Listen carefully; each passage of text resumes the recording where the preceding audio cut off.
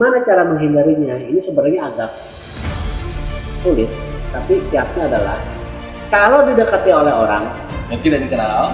tiba-tiba ada tepok, kan kita kaget. Ah, Agak bahaya sih. Jangan menatap matanya, buru-buru pergi. Orang yang kita kenal, tapi biasa orang tuh nggak sempat. Makanya paling bahaya kalau ketemu orang yang memang jago dalam hal ini. Cepat, kan kaget kan? Kita matanya, tetap, tetap.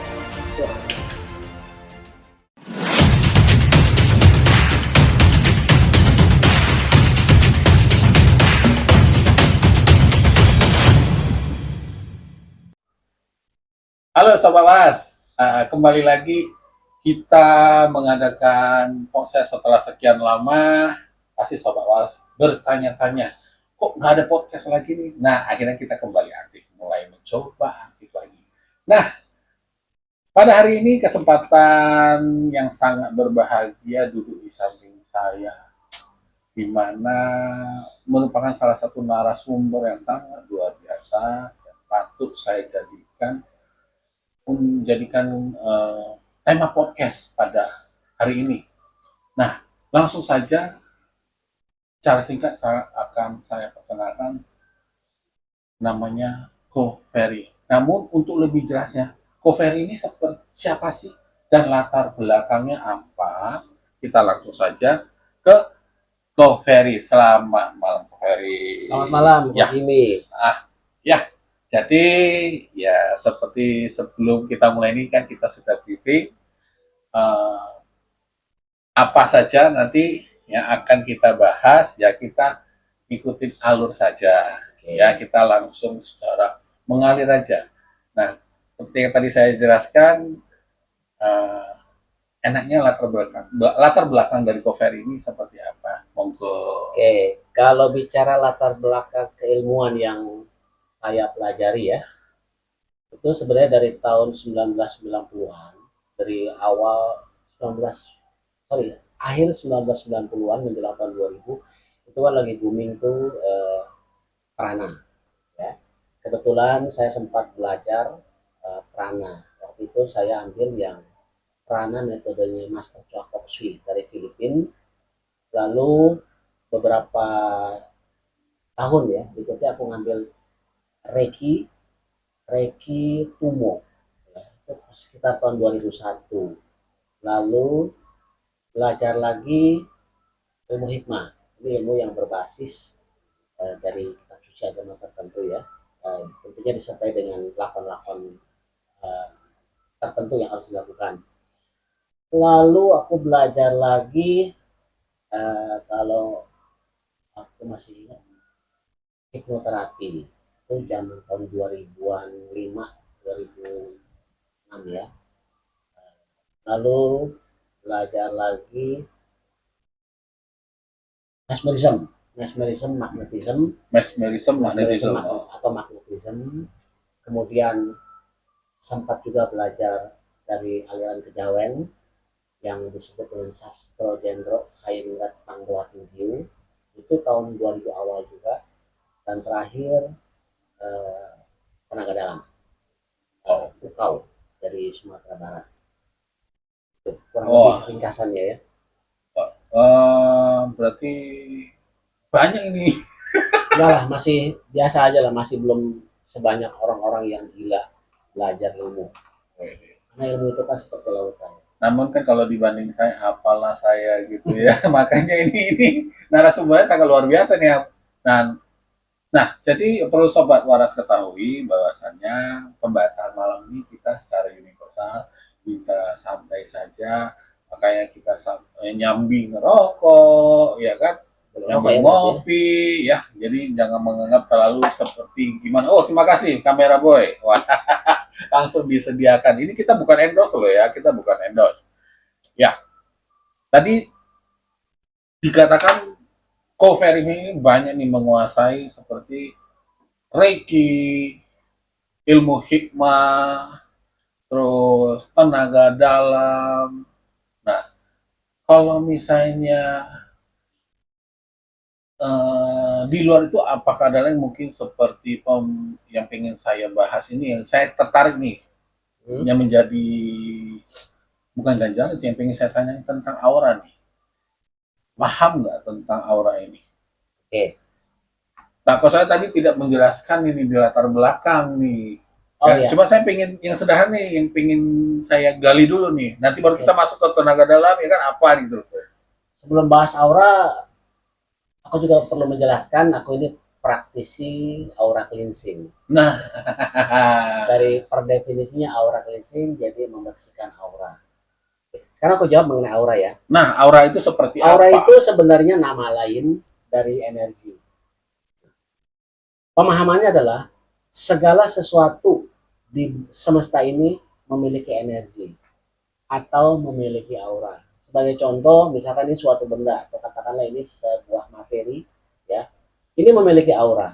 Artinya dia memiliki energi di sekeliling benda ini mengikuti tekstur dari benda ini. Kalau kita ini manusia, ya, ini kepala, ini badan, ini kaki, maka auranya akan mengikuti tekstur atau bentuk dari tubuh orang tersebut, mulai dari kepala bentuknya seperti apa, lalu badan, lalu kaki. Nah, energi yang mengelilingi tubuh orang inilah yang disebut dengan aura. Itu jadi definisi aura. Oke, tadi dikatakan contohnya ini adalah mungkin makhluk seperti contohnya manusia. Ya. Kalau berupa sebuah benda tersebut, suatu benda itu memiliki aura juga nggak, Ko Ferry? Iya, tadi kan aku katakan setiap materi di semesta ini memiliki Setiap aura, materi. memiliki Oke. energi. Cuman masalahnya apakah energi yang dimiliki oleh benda tersebut besar atau kecil? Itu saja sih. Batu, batu kali pun itu memiliki energi. Cuman biasanya kalau batu kali kan energi kecil sekali, hampir nggak ada lah. Kalau batu-batu kristal atau batu-batu alam itu biasanya memiliki energi. Tergantung dari batu itu sendiri. Memang ada yang secara alami batu tersebut memiliki energi. Ada yang energi besar, ada yang kecil. Nah, biasanya batu-batu yang alam tersebut yang memiliki energi itu yang digunakan oleh para praktisi untuk katakanlah di booster lagi atau diisi lagi untuk tujuan tertentu. Entah itu untuk karisma atau untuk mungkin juga untuk supaya lebih disukai orang dan lain-lain.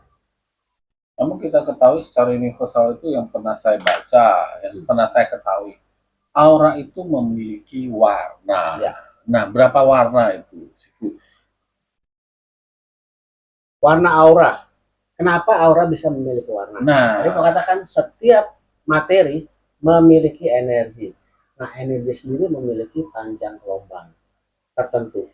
Ya. Nah, katakanlah ini manusia ya. Di kepalanya ada satu alat yang namanya fotografi Kirlian sesuai dengan nama penemunya. Kalau dia men-scan atau menembak daerah kepala, didapatkan suatu panjang gelombang energi tertentu. Nah, warna itu memiliki panjang gelombang masing-masing yang berbeda. Misalkan merah warnanya itu apa, biru apa, kuning apa. Nah, kalau dideteksi di kepala ini panjang gelombangnya sekian sampai sekian, lalu dilihat warna sekian sampai sekian adalah warnanya biru. Warna yang mungkin di cakra di tenggorokannya sekian sampai sekian, warnanya mungkin hijau atau biru atau apalah. Nah, kalau tadi dikatakan berapa warna, ya kita pakai ini aja. Magiku Hibinu seperti warna pelangi. Ah, ada hijau, ada jingga, ada kuning, ada biru, seperti itu kurang lebih. namun setiap warna pasti memiliki arti. Mereka mempunyai suatu semacam apa ya, semacam panduan. Warna merah biasanya memiliki karakteristik tertentu untuk sifat ya, untuk manusia ya. Misalkan warna merah memiliki sifat yang lebih agresif, lebih ambisius, lebih berani dalam berhubungan dengan orang lain. Contoh lain lagi, warna misalkan warna violet atau warna ultraviolet itu biasa lebih kecenderungannya memiliki atau hobi kepada spiritual atau hal-hal yang bersifat supranatural. Terus warna kuning, warna hijau, dan lain-lain masing-masing mempunyai karakteristik. Dan satu hal lagi, tidak ada warna yang lebih baik atau lebih buruk dari warna lain. Itu aja sih. Semua warna sama baiknya. Hanya menonjolkan karakteristik masing-masing dari warna tersebut. Tadi yang saya dengar dari Ko Ferry sendiri bahwasannya tadi ada hubungan apa? Cakra. Dan itu setiap cakra itu ada warna auranya juga gitu, Ya. Kak Ferry. Dalam tradisi India kalau nggak salah ya, itu kita tahu bahwa tubuh manusia selain memiliki tubuh fisik seperti ini, tubuh fisik juga memiliki tubuh etrik. Nah, di dalam tubuh etrik itu telah terdapat cakra-cakra. Ada kurang lebih 300 cakra minor dan 7 cakra mayor. Ya, cakra mayor itu apa? Mulai dari mahkota, ajna, mata ketiga, tenggorokan, jantung, kemudian cakra menen, cakra kelamin, sampai cakra dasar. Mengenai warna masing-masing cakra itu memiliki warna seperti yang di tabel aku sana itu. Cakra mahkota itu warnanya biasanya itu kalau nggak salah ultraviolet, ajna itu apa, tenggorokan apa. Nah, definisi cakra dulu. Apa sih cakra? Cakra itu adalah tempat keluar masuknya energi ke tubuh etrik kita. Ya, jadi selain tubuh fisik tadi aku katakan, kita juga memiliki tubuh etrik. Nah, tubuh etrik tersebut memiliki 7 cakra utama dan ratusan cakra minor. Nah, cakra tersebut adalah tempat keluar masuknya energi. Artinya atau relevansinya adalah kalau seseorang sedang memiliki suatu penyakit medis, ya, biasanya cakra tersebut akan terganggu. Misalnya bentuk cakra kan aku katakan memiliki kontur yang seperti tubuh manusia kan. Nah, kalau cakranya misalnya harusnya begini, tapi dia mengalami begini, itu biasanya daerah sini tuh ada masalah. Entah itu sakit medis atau non medis.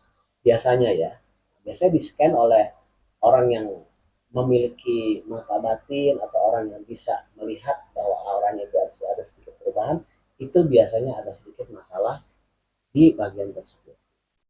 Ya, lagi. Berarti peran dari tadi dikatakan cakra minor itu juga mempengaruhi Ya. cakra mayor. Ya. Nah, cakra minor itu terletak di mana? Yang tadi Banyak. disebutkan 300 itu titiknya salah satunya dari kita. Sini tuh banyak sekali cakra minor. Dan ini salah satu semesta sudah memberikan telapak tangan kita kiri dan kanan itu sebagai alat pendeteksi energi. Ya, saat kalau orang terlatih melakukan latihan di telapak tangannya ini, kalau dia sudah peka, dia bisa merasakan energi tertentu, bukan energi kita ya, tapi energi di luar tubuh kita. Misalkan pada saat dia melakukan scan ke daerah tertentu, dia tinggal taruh tangannya atau hadapkan tangannya ke daerah yang dimaksud, itu akan terasa apakah daerah tersebut memiliki energi, entah positif entah negatif. Nah, pertanyaan saya nih, kalau Ko Ferry sendiri kan sebagai mungkin kita katakan seorang praktisi dan mungkin yang sudah menguasai. Nah, bagi orang awam seperti ini kita nih, apakah bisa nih melihat aura atau cara simpelnya melihat aura itu apakah bisa? Gampangkah dipelajari? Bisa dipelajari, dibilang gampang enggak juga, tapi bisa dipelajari. Cara mudah Paling untuk, simpel lah, simpelnya nih pasti. cara paling mudah untuk melihat aura diri kita sendiri. Pertama, kita menghadap cermin, ya. Di depan kita cermin, lampu terang, putih lampu ya. Background kita tembok atau Background apapun lah gitu background ya. apapun warnanya putih, terang, ya.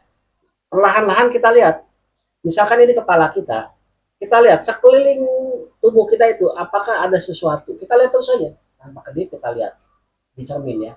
Kalau ada 5 cm sampai 10 cm dari tubuh kita itu apakah ada sesuatu yang begini nih? Itu pasti. Itu adalah energi dari diri kita sendiri, disebut aura. Awal-awal kita akan melihat warnanya seperti abu-abu atau gelap-gelap. Berarti seperti kayak Fata Morgana gitu, gelombang-gelombang. Fata Morgana kan sesuatu yang nggak nyata. Oh iya, apa ya? Kan? Kayak apa? Gelombang. Ada kayak seperti hitam, tapi bukan bayangan. Yang bentuknya tuh itu bergerak. Ya. Itu bergerak. Seolah-olah begini. Kalau makin Anda lihat nih pelan-pelan ya. Jangan merasa halu. Itu benar, itu adalah energi kita. Lama kelamaan mata kita, mata telanjang kita itu akan terlatih melihat orang tuh dengan mata telanjang. Seperti itu. Nah, itu cara melihat atau cara melatih mata telanjang kita untuk melihat aura seseorang. Berarti kalau kita berbicara aura sendiri, aura ini sudah diakui secara keilmuan secara rasional, ilmu fisika atau sesuatu atau berhubungan dengan metafisika gitu menurut Ko Ferry? Kalau masalah percaya atau nggak percaya kan balik lagi ke orang. Oke. Kalau hal-hal seperti ini ada yang sifatnya orang tuh percaya, mungkin karena sudah mengalaminya, tapi ada juga yang skeptis. Oke. Ya, ya. Namun kalau misalnya dipercaya, yang pernah saya ketahui, yang pernah saya baca juga, Hmm. aura itu dipengaruhi oleh suasana hati. Apakah benar? Ya, contohnya begini, aura saya misalkan warnanya adalah ultraviolet. Itu kan warna Ini yang cakar apa? Aura dasar. ya, Ya. aura dasar ultraviolet. Bisa berubah. Gitu. Dan sebagian praktisi percaya bahwa aura selalu berubah-ubah. Tapi ada juga yang percaya bahwa pada dasarnya aura seseorang tidak bisa berubah. Kalaupun dia berubah, itu sifatnya temporer atau sementara karena kondisi yang sedang dialaminya saat itu. Aku masuk ke dalam orang yang kedua, pihak yang kedua, bahwa aura dasar seseorang tidak berubah kecuali saat tertentu dia mengalami katakanlah kesedihan yang luar biasa, kebahagiaan yang luar biasa, ya kan itu kan warnanya bisa berubah, tapi sifatnya temporer. Saat sudah stabil lagi dia akan balik ke aura dasar orang aura dasar. Jadi Kan aku tadi katakan aura kan korelasinya ke karakteristik atau Yes. sifat dari manusia tersebut. Masa sifat kita berubah-ubah? Yang tadinya mungkin pemalas, ya mungkin aja kan bisa jadi kalau rajin. misalnya kita lagi jalan ke tempat yang seram, ketakutan berarti orang juga berubah gitu ya. Waduh. Nah, mengenai tentang ke jalan ke tempat-tempat yang misalnya kotor itu mempengaruhi aura kita. Nah, aura-aura yang kotor itu bisa kembali ke semula itu pasti prosesnya lama ya. Tergantung seberapa terkontaminasinya atau tercemarnya orang tersebut. Hmm. Contohnya analoginya gampang. Kita udah selesai mandi, udah bersih. Kita jalan keluar ke jalanan. Kebetulan jalanan itu debunya sedikit. Otomatis debu yang menempel di badan kita kan sedikit. Tapi kita ke daerah yang luar biasa berdebunya. Angin puting segala macam kotornya. Mana lebih kotor? Yang kedua kan. Seperti itulah kurang lebih. Analoginya kurang lebih seperti itu. Berarti yang tadi Ko Ferry katakan spesial ya. untuk aura cleansing. Oh ya silakan. Aura cleansing itu berarti aura itu harus dibersihkan. Ya. Periodenya setiap hari. Sama seperti aku katakan, hampir mirip dengan mandi. Kenapa kita butuh mandi setiap hari 2 kali atau 3 kali atau ada yang 1 kali? Karena saat orang merasa badan fisiknya kotor, dia akan mandi pakai sabun bersih kan? Oke. Saat orang disadari atau enggak auranya kotor, nah ini masalahnya. Ada orang yang sadar dia harus membersihkan atau cleansing auranya, ada yang cuek aja nggak perlu membersihkan. Ini yang bahaya. Saat aura kotor atau aura tercemar, semakin lama semakin menumpuk, cepat atau lambat akan mempengaruhi diri dia sendiri dan bisa aja menjadi penyakit entah itu medis atau medis. Contohnya mungkin emosinya jadi labil, emosi jadi labil cepat marah asam lambung produksinya meningkat, sakit mah, stres, seperti itu. Namun kalau misalnya bagi sobat waras, teman-teman sobat waras pasti akan bertanya-tanya nih Ko Ferry. Oke lah, kalau kita sering ketemu sama master untuk aura cleansing ya, mungkin bisa minta bantuan. Namun kalau misalnya secara diri sendiri kita nggak tahu nih, wah gua ke tempat yang nggak bener nih. Contoh mau nih, aura jelek. Kita rumah sakit pasti banyak virus. Iya. Berhadapan dengan orang sakit, terus mungkin kita melewati tempat yang mungkin agak negatif tanda kutip gitu. Nah itu secara pribadi itu bisa ngebersihin. Membersihkan aura bisa diri sendiri dilakukan oleh kita sendiri atau dibantu oleh ahlinya. Membersihkan diri sendiri itu gampang, atau mungkin orang secara nggak sadar pernah melakukannya. cuma nggak sadar. Hmm. Salah satu atau apa sebutkan beberapa cara untuk membersihkan diri sendiri. Ya, simpelnya nih supaya Dengan melakukan, orang kan kalau di agama tertentu itu ada yang baca apa namanya wirid bagi saudara-saudara kita yang muslim, melakukan liangkeng atau melakukan doa atau melakukan meditasi. Itu cara yang sifatnya doa ya, secara agama ya. Ada juga dengan cara yang sifatnya mandi air garam atau mandi di laut. Itu salah satu cara untuk membersihkan aura. Ada juga dengan memakan makanan tertentu yang bisa membersihkan aura. oh, ada makanan Dan juga. Oke. kalau meditasi, wirid, liangkeng dan lain-lain itu sifatnya dari dalam, yang tujuannya adalah dari pikiran. Pikiran tenang, terus kalau makanan sifatnya kan dari dalam tubuh, membantu membersihkan. Nah, sadar nggak sadar orang-orang yang sering melakukan meditasi atau wirid atau liangkeng, dia sudah membersihkan dirinya sendiri. Sadar atau nggak sadar. Itu aja sih. Wow. Tuh, Sobat Waras mungkin ya jujur saya juga baru tahu ini gitu kan. Jadi ya tidak ada salahnya karena kan ya mohon maaf sekali ya ini kita sifatnya terbuka aja, netral dan universal mengalir seperti air, tidak ada ya, mohon maaf ya Kovel ya disclaimer tentang mohon maaf, pembahasan tentang yang hubungan dengan agama-agama tertentu. Nah, di sini cuma hanya kita sharing, kita berbicara tentang yang sesuai dengan latar belakangnya Kovel ini. Oke, tadi kita berbicara masalah aura, dan tadi kita lihat dengar juga penguasaan terhadap energi, reiki, tenaga dalam. Nah, unik nih. Si bertanya-tanya, energi, oh. Setiap orang pasti punya energi. Pada aura itu ya. Ya, karena berhubungan dengan aura, ya kan? Nah, energi itu sendiri cara kerjanya seperti apa? Karena kita orang-orang awam seperti kita ini, gimana sih pemahamannya? Membagikannya seperti apa? Tadi aku katakan setiap orang memiliki energi. Form energi salah satunya adalah energi yang sejenis atau menolak, ya. Energi yang sejenis Tolak tolak menolak atau tarik menarik. Oke. Pernah nggak kita sadari, sobat waras ya namanya? Sobat waras biasanya. Sobat waras pada saat bertemu seseorang, belum pernah kita ketemu sebelumnya tuh, ada perasaan yang apa ya? Contohnya gini, kayak hati kita tuh merasa, dan dia tuh kayak ada sesuatu yang membuat kita tuh nggak enak. Ini bukan masalah perasaan, tapi kayak ada sesuatu tuh yang membuat kita tuh apa ya? Kayak sakit, ditusuk di sini.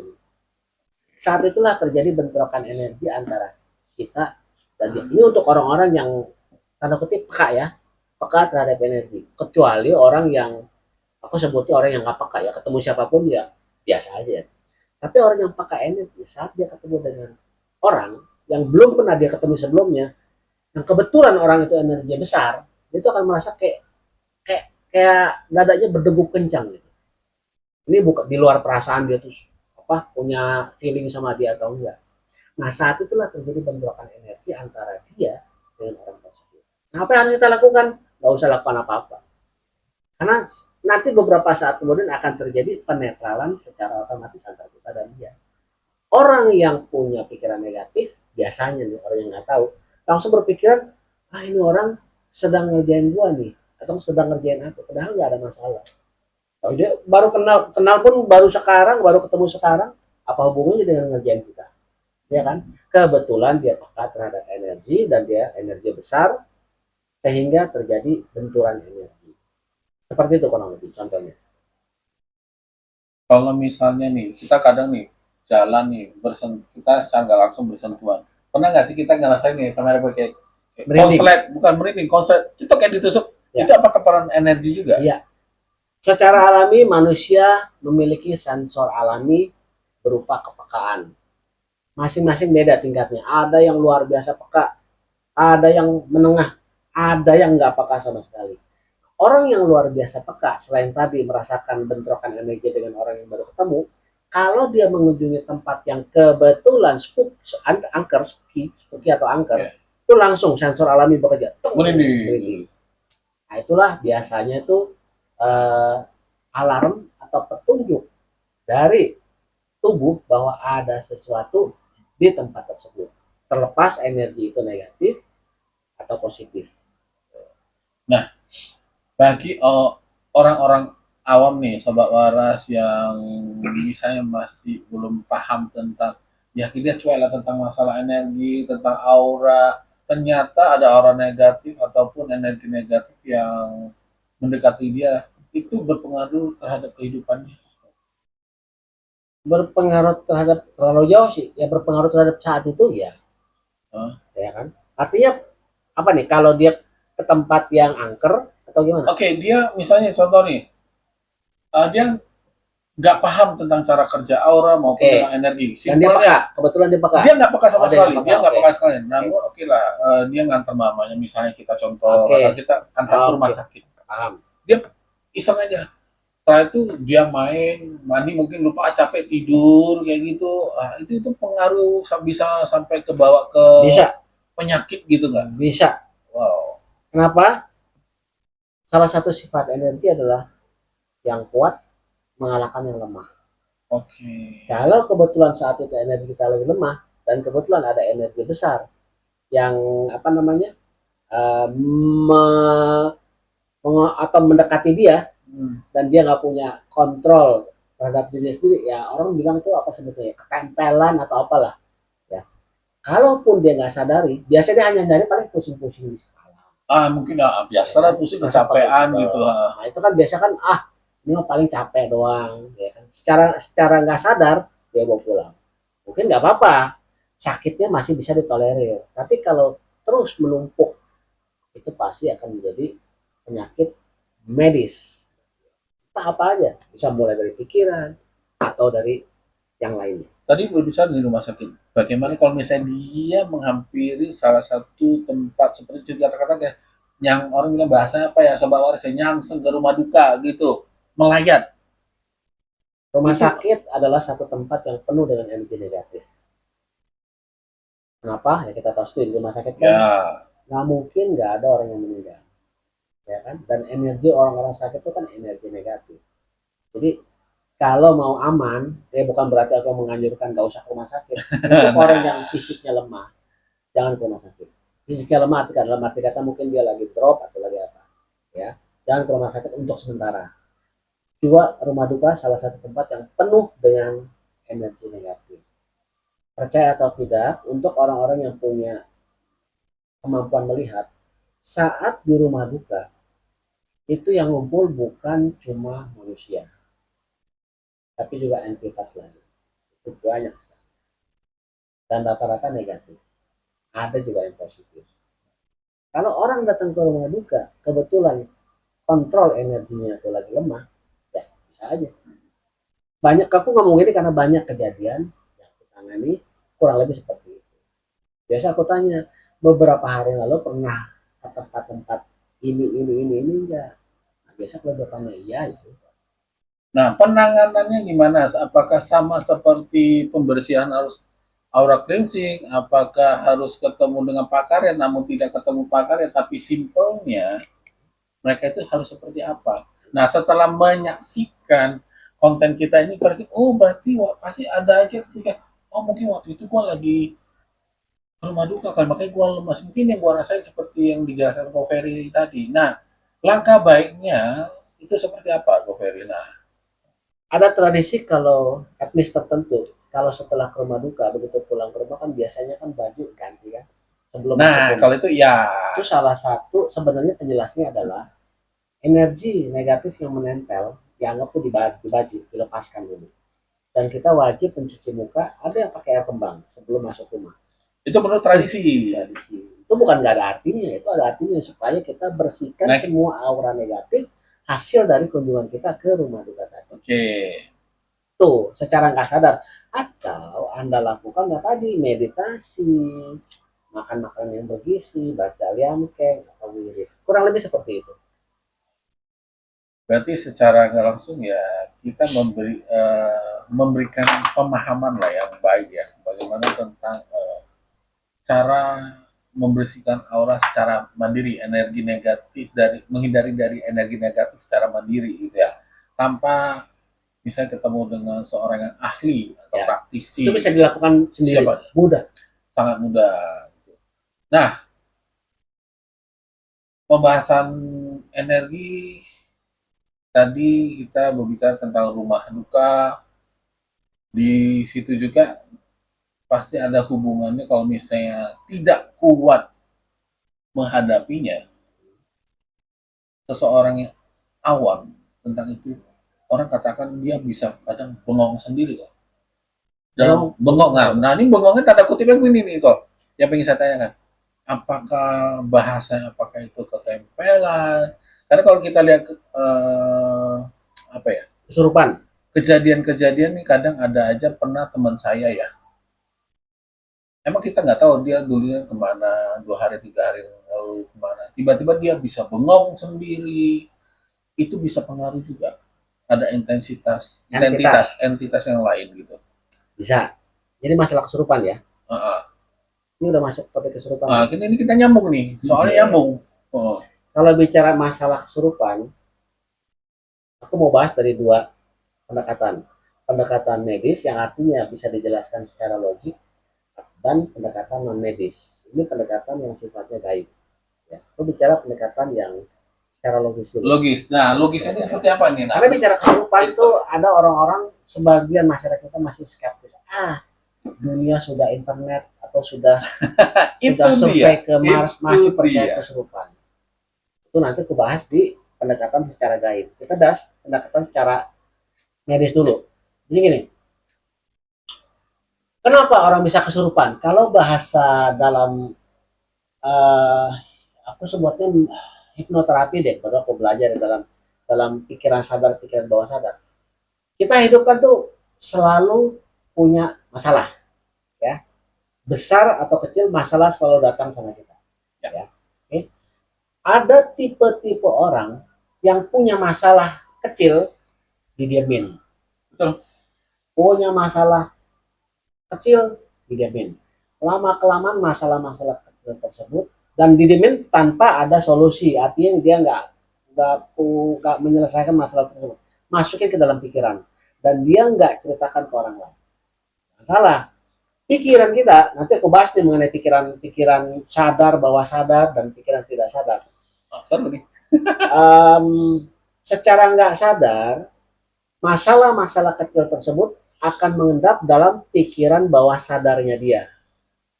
Ini mesti bahas dulu soal pikiran sadar bawah sadar nih harusnya. Saat mengendap di pikiran bawah sadar, dan kalau masalah tersebut sudah menumpuk, ya, ada satu kejadian yang men-trigger masalah tersebut bisa keluar. Nah, saat masalah tersebut keluar secara bersamaan, itu seperti air yang penuh, dibuka pintunya, keluar. Saat itulah terjadi yang disebut dengan abreaksi istilahnya. Jadi abreaksi adalah keluarnya luapan emosi yang tertanam dalam pikiran bawah sadar seseorang, yang tertimbun dalam pikiran bawah sadar secara serempak. Reaksi apa saat orang tuh bereaksi? Bisa dia guling-gulingan, mencak-mencak, marah-marah, nyakar-nyakar orang, ya, yang sepertinya bukan diri dia sendiri. Orang-orang yang nggak tahu itu nyebutnya dia kesurupan. Jin lah, kesurupan, apalah, ya, intinya pokoknya ada sesuatu yang mempengaruhi dia sehingga dia berperilaku yang bukan dia sebelumnya, guling-gulingan, nangis-nangis. Itu kesurupan bukan karena jin, tapi karena luapan emosi negatif yang keluar secara berserempak dari pikiran bawah sadar dia. Itu pendekatan medis. Jadi bukan karena pengaruh jin atau entitas asing. Berarti itu pengaruh tentang cara kerja otak. Iya. Nah, seru nih, panjang sebenarnya, panjang nih Sobat Waras yang kita bahas ini. Namun yang kita ambil garis besarnya saja. Tadi penjelasan secara medis ya. Nah, kalau ke non medisnya seperti apa nih Kok? Non medisnya itu. Nah, ini orang kan punya kesadaran. Saat aku bicara seperti ini, aku sadar sesadar-sadarnya sedang berbicara tentang apa nih, kesurupan dan pikiran sadar. Oke. Berarti aku sadar sebagai seorang manusia, sebagai seorang yang namanya Ferry. Kalau ada kesadaran lain, atau siapa ini namanya ya, aku sebutnya kesadaran lain ya, atau entitas lain menguasai aku, set, ya, tergantung nih apakah dia 100% menguasai aku atau cuma setengah-setengah. Kalau dia 100% menguasai aku, maka kesadaran aku tuh akan bukan nggak ada, kesadaran aku akan tunduk dikuasai oleh kesadaran lain.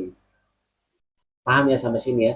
Jadi nanti yang bertindak, berucap ya adalah kesadaran entitas lain tapi bukan kesadaran. Nah, jadi kita bahas kesurupan secara gaib ya. Jadi aku melihatnya ada tiga. Kesurupan yang 100% dikuasai oleh entitas asing tadi, orang tersebut tidak sadar sama sekali. Diri dia dikuasai sepenuhnya oleh entitas tadi. Yang biasanya kalau nanti setelah sadar ditanyain, kamu tadi ngapain, ngomong apa? Sama sekali total dia nggak tahu apa-apa dan dia nggak ingat. Ini 100% dikuasai. Yang kedua, di entitas tadi hanya menguasai katakanlah mungkin 70-80% dari kesadaran kita. Nah, kita sebagai manusia masih memiliki kesadaran sebagai manusia mungkin 10 atau 20%. Yang nanti kalau saat sadar total ditanya apakah kamu tadi ingat melakukan sesuatu, biasanya kurang lebih ingat, kurang lebih nggak ingat. Ada yang ingat, ada yang lupa. Ya. Nah, yang ketiga ini pura-pura kesurupan. Nah, ini kalau ini nih sebenarnya panjang nih. Jadi ada praktisi-praktisi yang apa ya, seolah-olah ingin dianggap hebat, ingin dianggap pintar, lalu dia bersandiwara lah aku sebutnya ya, seolah-olah dia kemasukan entah itu dari gunung mana, entah dewa mana, sehingga apa, sehingga orang yang berada di sekeliling, wah hebat, dia kemasukan dewa apa atau dari mana ya, padahal dia pura-pura, padahal dia sandiwara, padahal sama sekali tidak kesurupan, tapi berpura-pura. Nah inilah yang sebenarnya apa ya, harus diwaspadai gitu kalau menurut aku soal kesurupan dari sisi baik. Gaib. Wow. Nah, bagi orang-orang yang awam itu, dia untuk mengetahui dia dikuasai entitas lain itu mungkin cara melihat dari perilaku yang berubah atau seperti apa? Susah Susah. kalau orang awam ya. Nah, kan kita Apalagi nggak tahu nih, kita nggak tahu. apalagi kalau yang ketiga tadi aktingnya pintar, sandiwaranya pintar, ya kan? Kalau orang awam nggak susah untuk Susah ya, berarti harus praktisi. tapi ada orang-orang yang mungkin punya mata batin atau memang dia tahu, oh ini benar. Yang masuk ke orang ini wujudnya seperti ini. Yang tadi ya, ke satu dan kedua ya. Hal yang ketiga itu susah. Pura-pura. Oke, ini seru.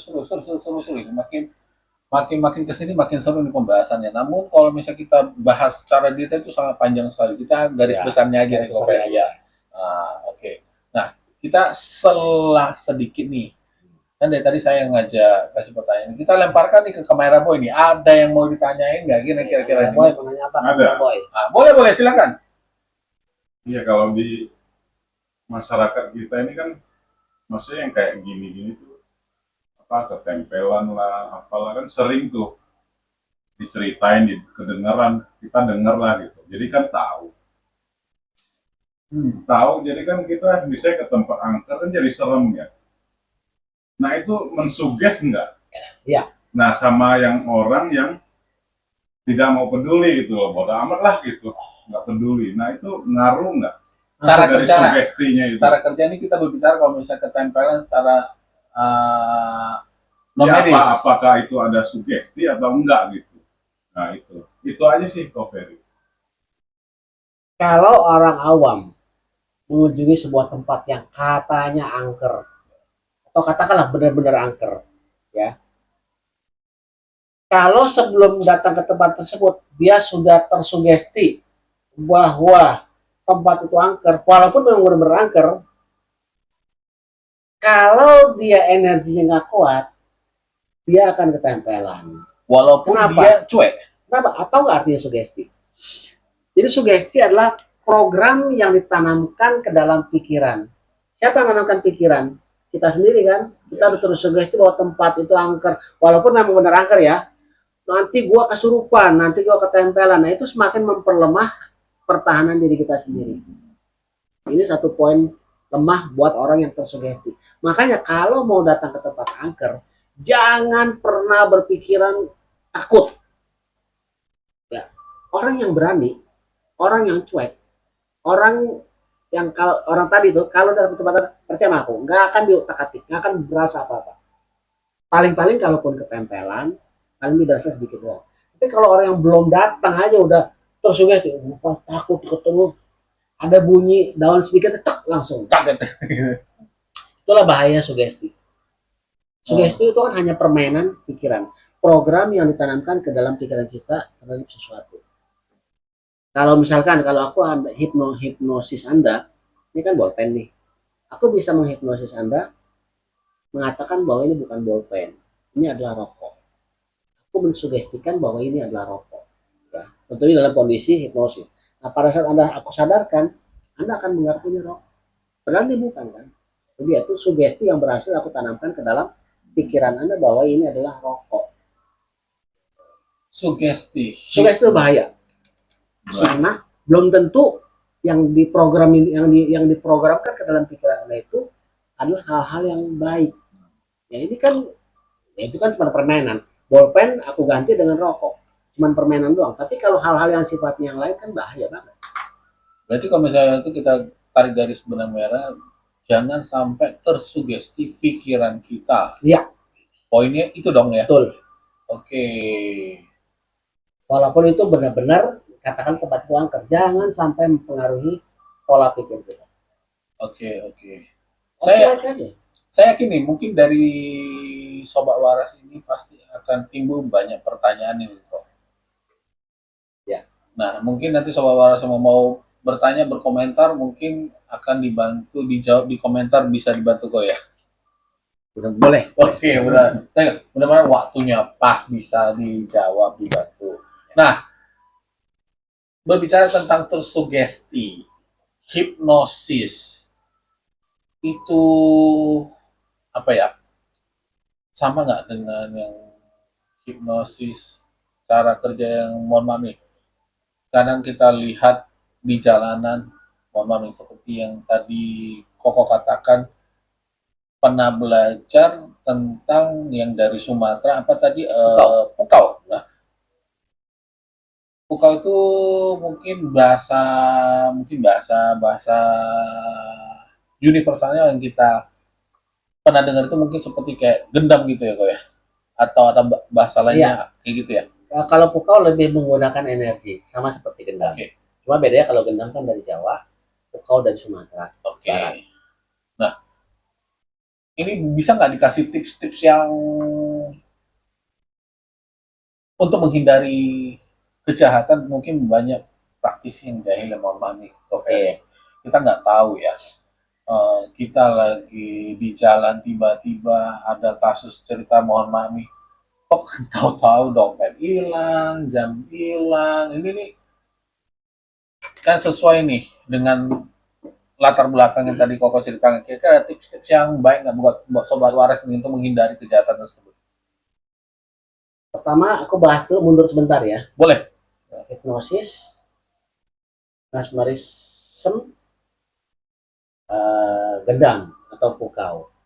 Ini sebenarnya kelihatan sama tapi berbeda. Kalau hipnosis itu mencoba mempengaruhi alam bawah sadar seseorang dengan verbal, Itu secara sengaja dengan kata-kata. Iya. ketemu. Dan harus ada kesepakatan antara yang melakukan hipnosis dengan orang yang akan dihipnosis. Ya. Oke. Jadi selama orang yang akan dihipnosis tidak mau, ini nggak akan bisa. Kenapa? Karena harus ada kesepakatan, karena harus ada persetujuan dari orang yang akan dihipnosis. Ya. Ini menggunakan verbal, kemampuan berbicara. Ya. Nih, kalau mesmerism itu hampir mirip dengan hipnosis, cuma cara kerjanya mesmerism sedikit sekali atau hampir tidak mengeluarkan verbal. Komunikasi verbal. Ya. Dia melakukan misalkan dengan teknik tatapan mata, dengan teknik lambaian tangan untuk mendidurkan orang atau merilekskan seseorang. Gendam atau pukau sama sekali juga berbeda dengan ini dan ini. Gendam purely atau murni menggunakan energi. Ya. Hanya dengan melihat, jadi deh langsung orang. Berarti paling bahaya dong. Ya dibilang paling bahaya ya sama seperti ilmu itu kan seperti pisau. Ya bisa berguna untuk chef, untuk tukang masak, bisa berbahaya untuk orang yang menyalahgunakan pisau tersebut, bisa untuk macam-macam. Tadi pertanyaannya, bagaimana cara menghindari? Menghindari mana loh, ini atau ini? Oke, kalau sudah disebutkan berarti tiga-tiganya aja. Oke, kalau ini paling gampang. Kalau ketemu orang asing saat kita sendirian, banyak nanya, ya, jangan jawab, tinggalin.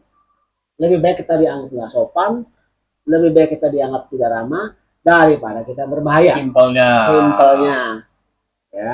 Apalagi cewek yang jalan sendirian, bawa tas, barang-barangnya mewah, mewah, ya, sendirian. Kalau disapa orang segala macam menggunakan kata-kata cuek. Oke, itu hipnosis. Yang ini mesmerism Mesmerism. dan gendam ini lebih berbahaya lagi karena dia nggak pakai Terbang. lebih banyak menggunakan entah itu simbol dengan tatapan mata atau dengan menggunakan tepukan.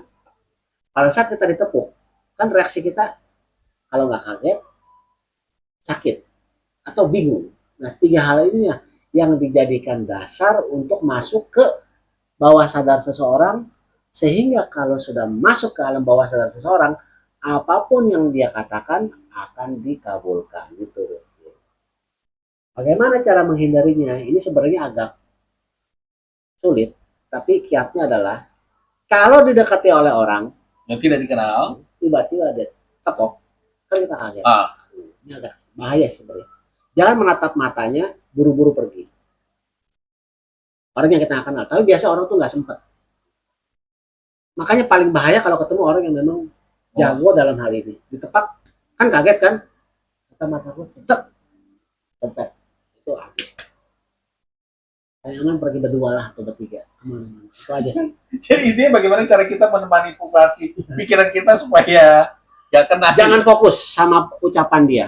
Kalau yang pertama tuh, jangan fokus. Yang bahaya ini kalau tiga-tiganya dikombinasi nih. Nah, Ditepak, dia langsung ngomong, kita kan bingung siapa nih. Langsung masuk alam bawah sadar, dimintain. Aku pernah praktekan, tapi sifatnya main-main.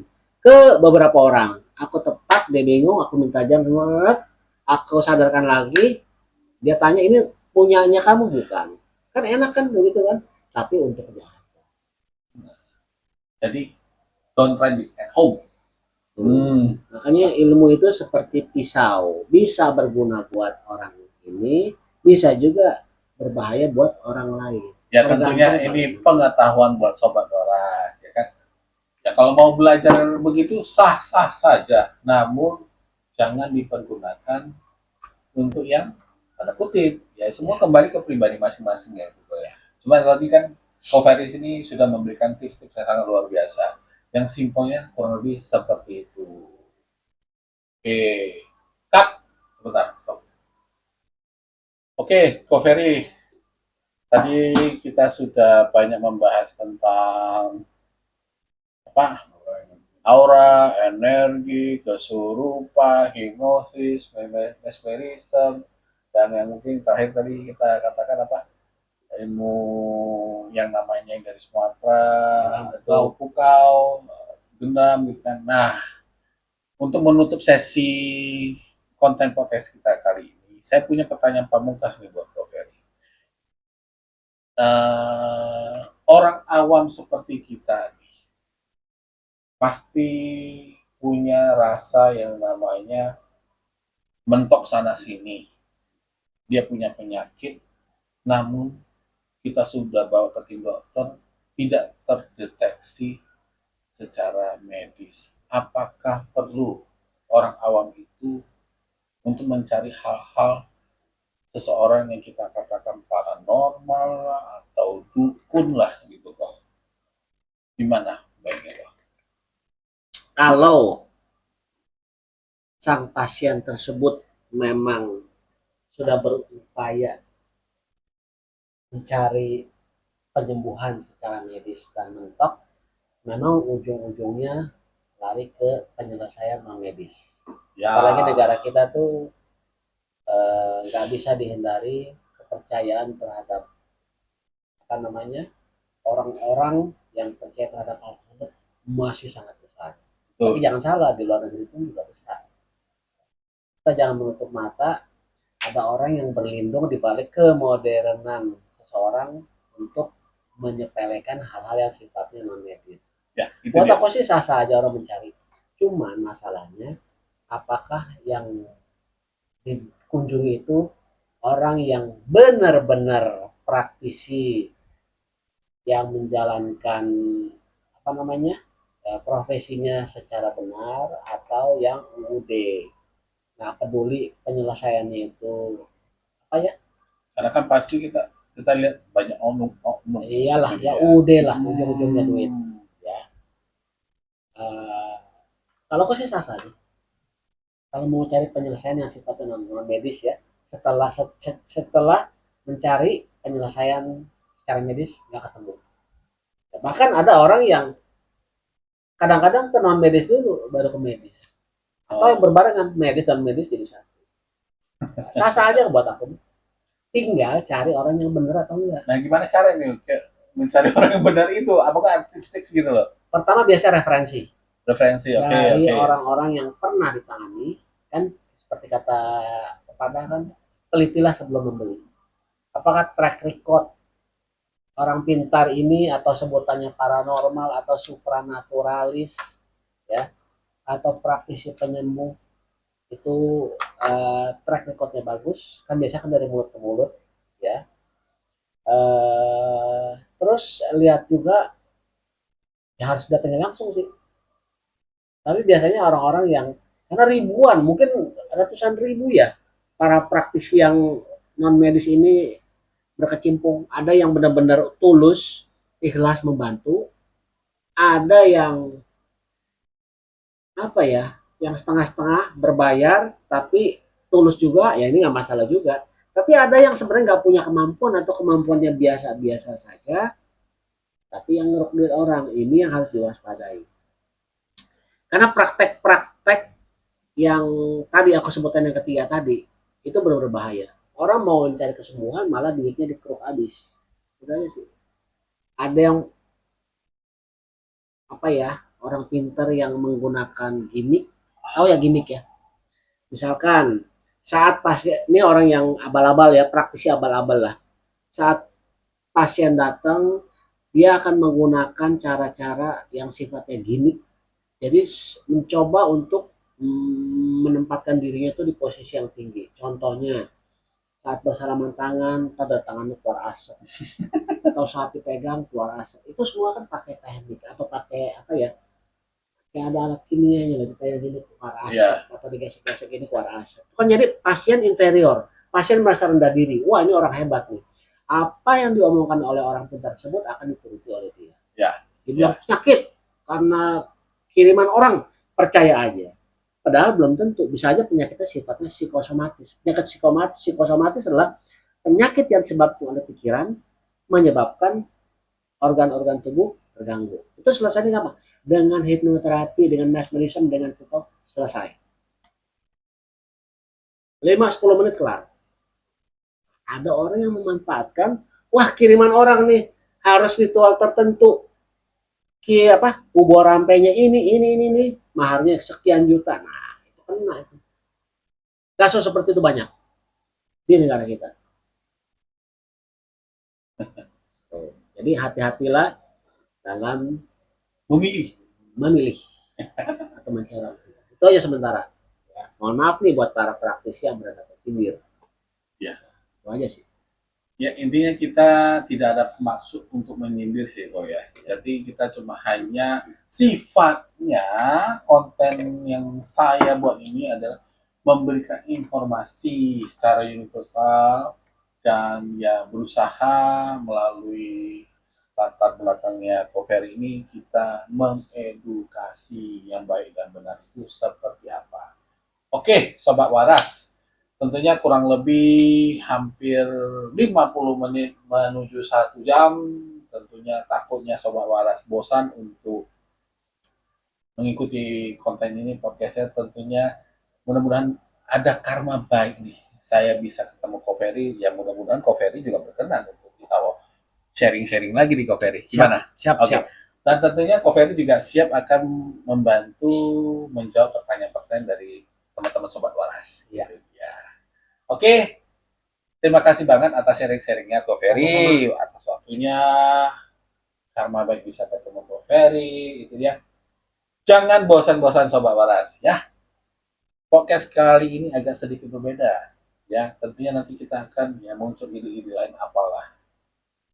Tentunya Sobat Waras jangan bosan-bosan, tetap ikutin konten channel The Waras. Jangan lupa bantu share ke teman-temannya, bantu subscribe, like, dan komennya tentunya ya membangun, sifatnya membangun untuk konten channel The Waras ini. Saya Jimmy dan Koferi izin pamit mundur. Tentunya seperti biasa saya akan menyampaikan salam hoki dari saya buat teman-teman Waras dan salam Waras.